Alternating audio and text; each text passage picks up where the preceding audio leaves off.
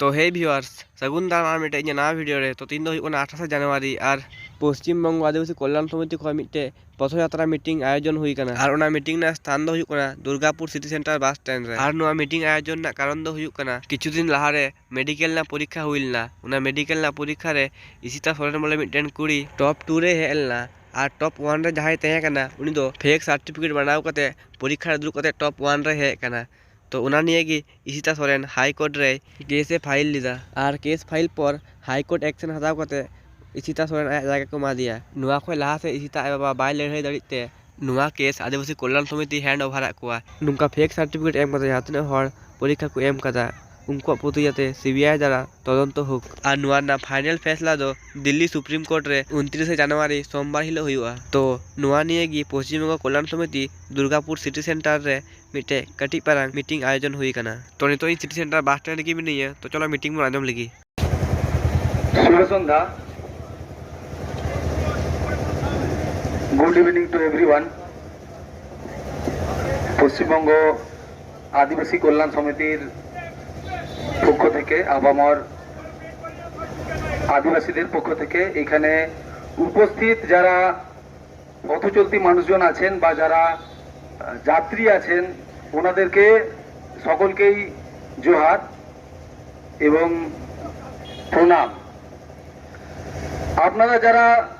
দূর থেকে আমাদের বক্তব্যগুলো শুনছেন আপনাদের এই বিষয়টা হয়তো মনের মধ্যে আসছে যে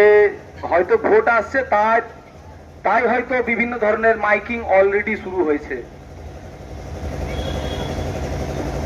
কাজেই আজকে যে আদিবাসী সম্প্রদায়ের মানুষজন রাস্তায় নেমে কোনো কিছুর প্রতিবাদ বা ধিক্কার জানাচ্ছে সেইটা কেন সেই বিষয়টা আপনাদেরকে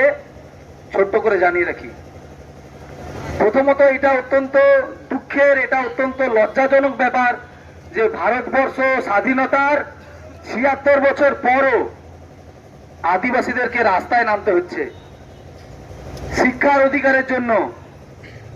তাদের আদিবাসীদের জন্য ধার্য যে সাংবিধানিক অধিকার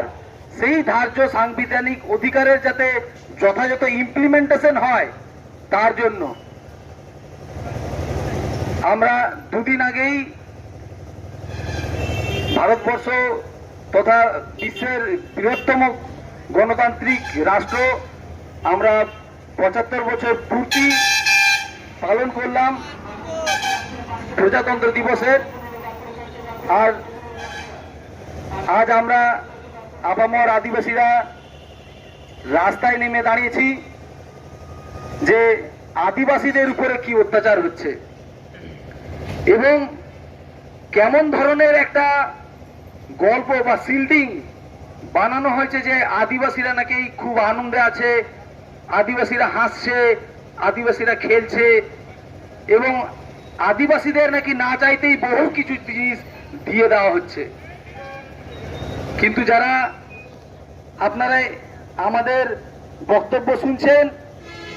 আপনাদেরকে জানিয়ে রাখি আমরা যারা পশ্চিমবঙ্গের আদিবাসী নাগরিক আমরা ভালো নেই। আমাদের জন্য যে ন্যূনতম শিক্ষার অধিকার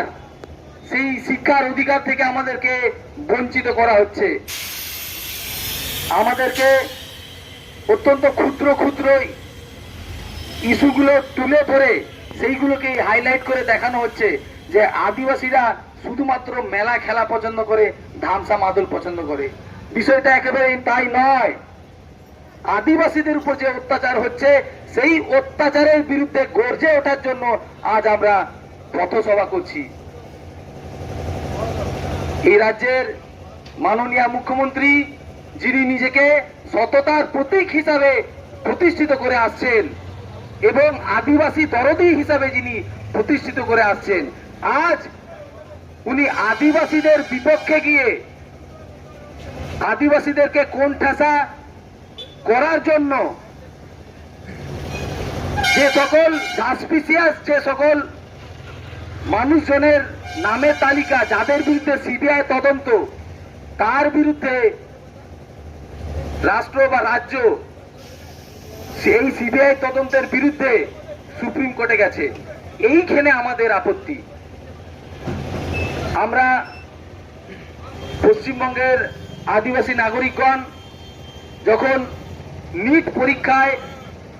এসটি রিজার্ভ তালিকায় বেশ কিছু আদিবাসী নামের তালিকা ধরে কনসার্ন অফিসিয়ালদেরকে যখন জানালাম,